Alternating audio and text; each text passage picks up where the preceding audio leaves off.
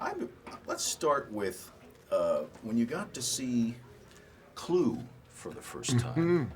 Was that creepy for you? It was very bizarre. I remember, and I haven't seen the final version yet, so you're ahead of me on that score. But I know these guys, the wizards who have been, perfecting the way Clue looks, the character that I play, who's about 30 years younger than I am.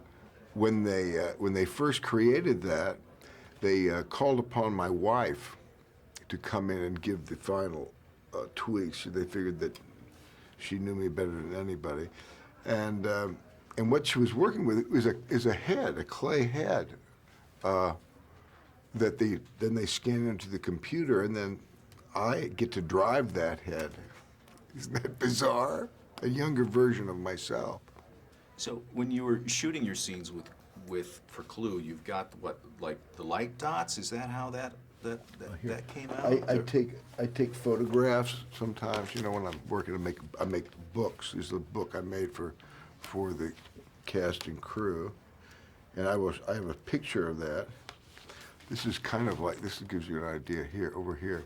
That might be a Clue day at work.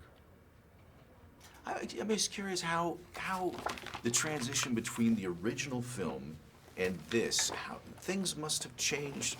At least from my perspective, it seems like things would have changed dramatically. Or was it that big of a different experience? Well, yeah, making movies without cameras, that's entirely, I had never done anything like that.